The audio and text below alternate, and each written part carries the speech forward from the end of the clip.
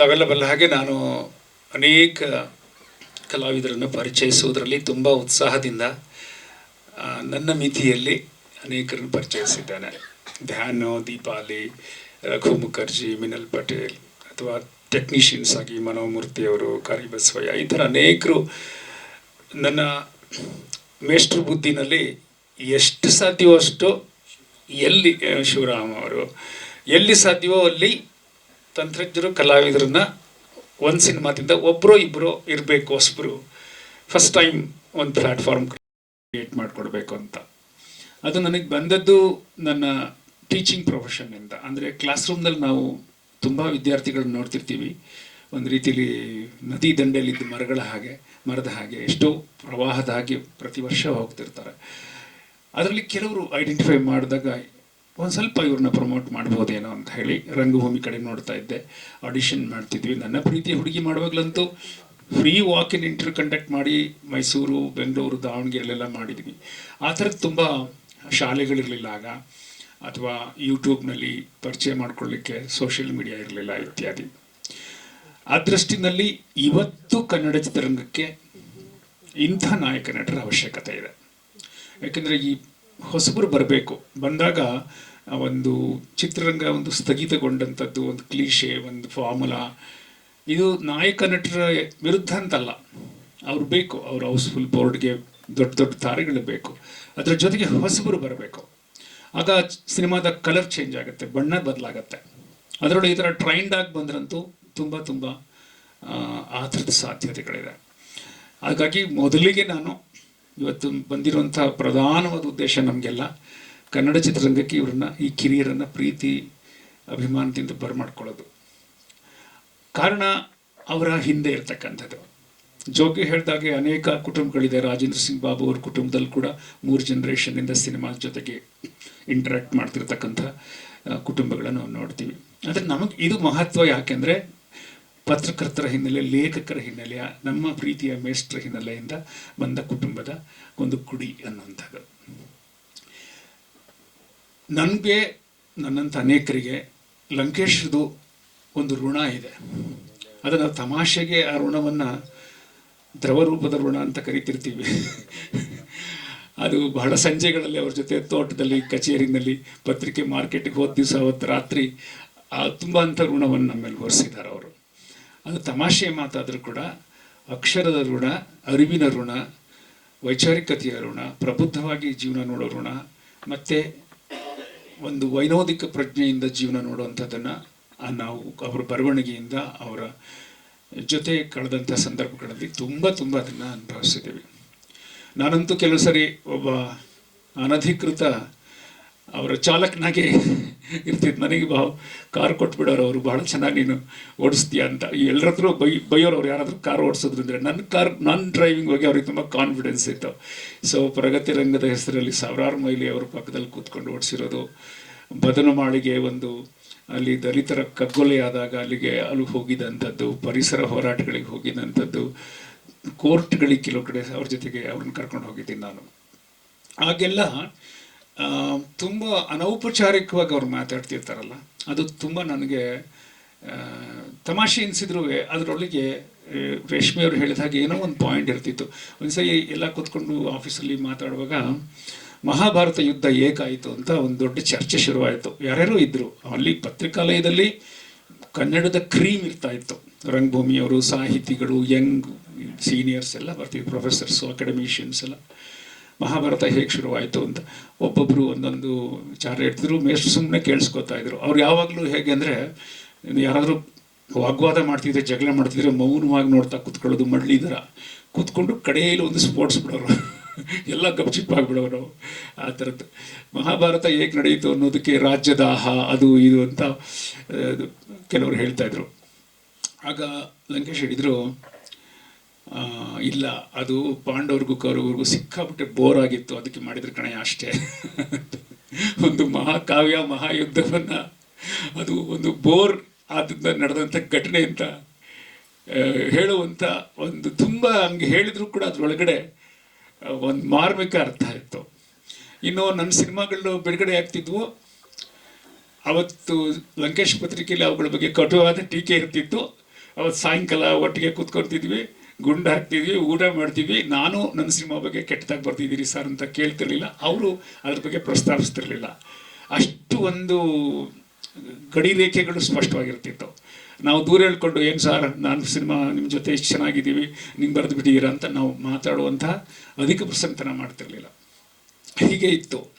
ಆ ಥರ ನಮ್ಮನ್ನು ಟೀಕೆ ಮಾಡಿ ನಮ್ಮ ಸಿನಿಮಾಗಳನ್ನು ಟೀಕೆ ಮಾಡಿರೋದ್ರಲ್ಲಿ ನಮ್ಮ ಶೆಣೈ ಅವರು ಒಬ್ಬರು ಇರಬಹುದು, ಅವರು ಅಲ್ಲಿ ಇದ್ದರು. ಆದರೂ ನಾವು ಯಾವತ್ತೂ ಶೆಣೈ ನನ್ನ ಸಿನಿಮಾ ಬಗ್ಗೆ ಚೆನ್ನಾಗಿ ಬರೀರಿ ಅಂತ ಯಾವತ್ತು ಮಾತಾಡೋದಾಗಲಿ, ಅವರು ಕೂಡ ನಮ್ಮ ಜೊತೆ ಚರ್ಚೆ ಮಾಡಿ ಬರೆಯೋದಾಗಲಿ ಅದೆಲ್ಲ ಇರಲಿಲ್ಲ. ಒಂದ್ಸಲ ಏನಾಯಿತು, ಅಮೆರಿಕ ಬಂದಾಗ ಅಮೆರಿಕ ಬಗ್ಗೆ ಕೂಡ ತುಂಬ ಅವರೇಜ್ ಆದಂಥ ರಿವ್ಯೂಸ್ ಬಂತು ಪತ್ರಿಕೆಯಲ್ಲಿ. ಸ್ವಲ್ಪ ಕಟುವಾಗಿ ಇದ್ದಂಥ ವಿಮರ್ಶೆ, ಅದು ಯಾರು ಬರ್ತಿದ್ರಿಗೆ ಗೊತ್ತಿಲ್ಲ, ಶೆಣೈ ಬರ್ದಿರಬಹುದು ಅಂತ ಗುಮಾನಿ ಇರಲಿ. ಬೋರೇಗೌಡ ಬೆಂಗಳೂರಿಗೆ ಬಂದ, 5 ರೂಪಾಯಿ ಕೊಟ್ಟರೆ ಸಿನಿಮಾ ಇಡೀ ಪ್ರಪಂಚ ನೋಡ್ಬೋದು, ಈ ಥರ ಸಿನಿಮಾ ಇದು ಅಂತ ಏನೋ ಒಂದು ಸ್ವಲ್ಪ ಲಘು ದಾಟಿಲಿತ್ತು. ನಾನು ಸ್ವಲ್ಪ ನೋವಾಯ್ತವ ನನಗೆ, ಎಲ್ಲ ಕಡೆ ಮೆಚ್ಚುಗೆ ಇದೆ, ನಮ್ಮ ಪತ್ರಿಕೆಯಲ್ಲಿ ಈ ಥರ ಆಗೋಯ್ತಲ್ಲ ನನ್ನ ಹಣೆ ಬರ ಅಂತ. ಆದರೆ ಅವ್ರ ಹತ್ರ ಮಾತಾಡಾಗಿಲ್ಲ, ಮೇಷ್ಟ್ರ ಹತ್ರ ಅದೆಲ್ಲ. ಸೊ ಸುಮ್ಮನೆ ಇದ್ವಿ. ಆಮೇಲೆ ನಾನಿಲ್ಲದಿರೋ ಸಂದರ್ಭಗಳಲ್ಲಿ ಎಲ್ಲ ಸೇರ್ಕೊಂಡು ಮಾತಾಡಿ, ಅವರು ಆಗ VHS ತರಿಸ್ಕೊಂಡು, ಆಗ ಅವ್ರು ಥಿಯೇಟ್ರಿಗೆ ಬಂದು ನೋಡೋದಕ್ಕೆ ಆಗ್ತಿರ್ಲಿಲ್ಲ, ಆರೋಗ್ಯ ಸ್ವಲ್ಪ ಸಮಸ್ಯೆ ಇತ್ತು. ಅವರು ಕೂತ್ಕೊಂಡು ನೋಡಿ, ಮೊದಲ ಬಾರಿಗೆ ಲಂಕೇಶ್ ಪತ್ರಿಕೆಯಲ್ಲಿ ಸೆಂಟರ್ ಸ್ಪ್ರೆಡ್ ಫ್ರಂಟ್ ಪೇಜ್ ಹಾಕಿ ಬಹಳ ವಿವರವಾಗಿ ಸಿನಿಮಾ ಬಗ್ಗೆ ತುಂಬ ಮೆಚ್ಚುಗೆ ಮಾತನ್ನು ಬರೆದ್ರು. ಪರ್ಸನಲ್ ಆಗಿ ಬರೆದ್ರು, ಮೇಷ್ಟ್ರು ಬರ್ಸಿದ್ರು ಎಲ್ಲ ಗೆಳೆಯರಿಂದ. ಶೆಣೈ ಇಲ್ಲೇ ಇದ್ದಾರೆ.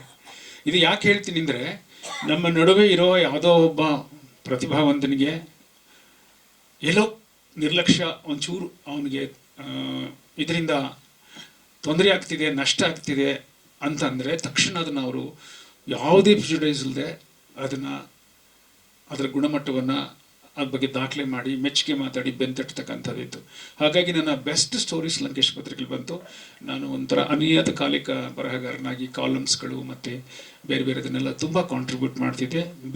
ವಿಶೇಷವಾಗಿ ಅವ್ರ ಜೊತೆ ನಾನು ತುಂಬ ಟ್ರಾವೆಲ್ ಮಾಡಿರೋದು ನನಗೆ ಬಹಳ ಸಂತೋಷದ ಮತ್ತು ಮರೆಯಲಾಗದಂಥ ಅನುಭವಗಳು. ಅವ್ರ ಜೊತೆ ಇದ್ದಾಗ ನಾನು ಮೀಟ್ ಮಾಡದಿರೋ ವ್ಯಕ್ತಿಗಳೇ ಇಲ್ಲ. ಒಬ್ಬರು ರಾಮದಾಸ್ ಅವರಿಂದ ಹಿಡಿದು, ದೇವೂರವರಿಂದ ಹಿಡಿದು, ರಾಮಚಂದ್ರ ಶರ್ಮಾ ಅವರು ಎಲ್ಲ ತುಂಬ ಜನ ಪತ್ರಿಕಾಲಯದಲ್ಲಿ ಸಿಗ್ತಾ ಇದ್ದಂಥದ್ದು.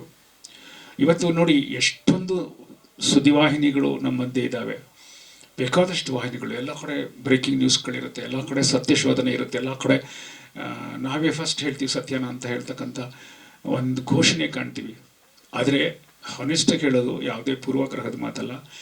ಅವತ್ತು ಲಂಕೇಶ್ ಪತ್ರಿಕೆ ಅಕ್ಷರ ಮಾಧ್ಯಮದಲ್ಲಿ ಮಾಡಿದಂತಹ ಒಂದು ವಿಪ್ಲವ, ಒಂದು ಹೋರಾಟ, ಒಂದು ರಾಜಕೀಯ ಪ್ರಜ್ಞೆಯನ್ನೇ ಬದಲಾಯಿಸೋದು, ಸರ್ಕಾರವನ್ನೇ ಬದಲಾಯಿಸ್ತಕ್ಕಂಥ ಒಂದು ದೈತ್ಯ ಶಕ್ತಿ ಆಗಿತ್ತಲ್ಲ, ಅದಕ್ಕೆ ಇವತ್ತು ಯಾವುದೂ ಸರಿಸಾಟಿಯಾದಿಲ್ಲ ಅಂತ ನನಗೆ ಅನಿಸುತ್ತೆ.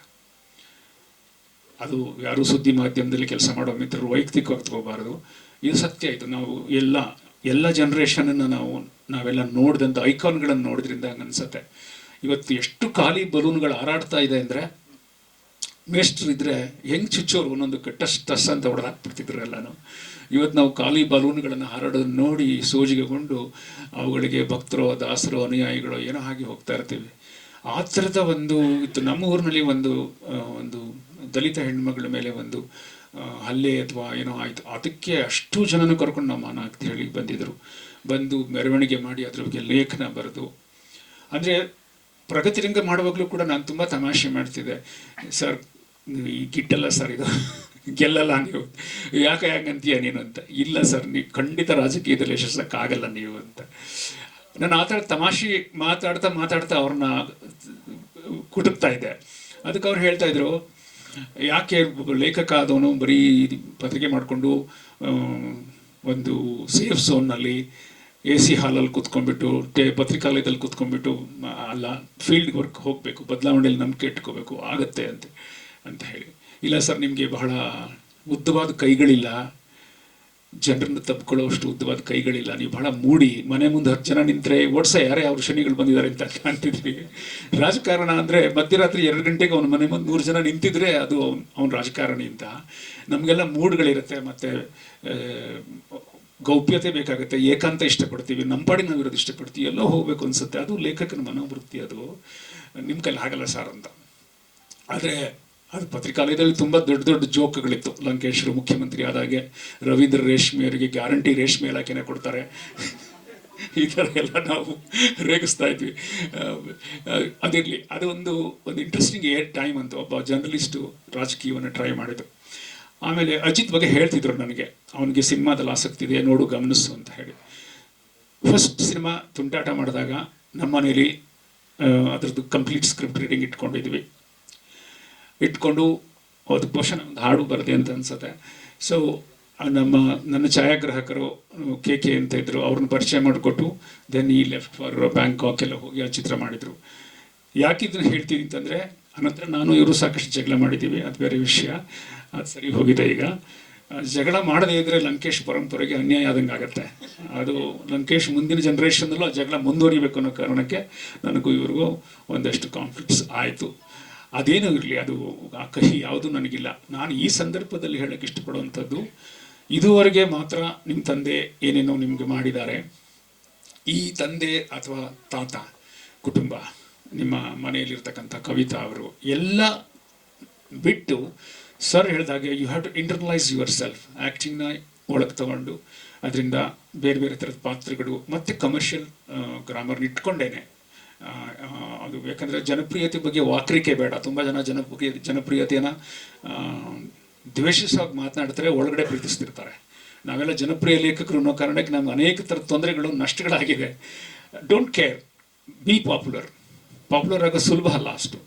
ಎಲ್ಲರೂ ಜನಪ್ರಿಯವಾಗಿ. ಲಂಕೇಶ್ ಪತ್ರಿಕೆ 1 ಲಕ್ಷ ಸರ್ಕ್ಯುಲೇಷನ್ ಮುಟ್ಟಬೇಕು ಅಂತಂದರೆ ಆ ಪತ್ರಿಕೆ ಮಂಗಳವಾರ ಬರುತ್ತೆ ಮಾರ್ಕೆಟ್ಗೆ ಅಂದರೆ ಕಾಯ್ತಾ ನಿಂತಿದ್ದೆಲ್ಲ ಬಸ್ ಸ್ಟ್ಯಾಂಡ್ಗಳಲ್ಲಿ. That is the strength of a writer. So ಆ ಜನಪ್ರಿಯತೆಯಲ್ಲಿ ಸದಭಿರುಚಿನ ಕಾಯ್ಕೋಬೇಕು, ಸೋಷಿಯಲ್ ಕನ್ಸರ್ನ್ ಕಾಯ್ಕೋಬೇಕು, ಫ್ಯಾಮಿಲಿ ಆಡಿಯನ್ಸ್ನ ಕಾಯ್ಕೋಬೇಕು. That's what I believe. You must reach class and mass together. Don't ignore class or don't ignore mass. ಮಾಸ್ದಲ್ಲಿರೋಲ್ಲ ದಡ್ರು ಏನು ಕೊಟ್ಟರು ನೋಡ್ತಾರೆ ಅನ್ನೋದು ತಪ್ಪು. ಅದು ತಪ್ಪು. ಅಲ್ಲಿ ಕೂಡ ಬೇರೆನೋ ಎಕ್ಸ್ಪೆಕ್ಟ್ ಮಾಡ್ತಿರ್ತಾರೆ ಬದಲಾವಣೆಗಳನ್ನು.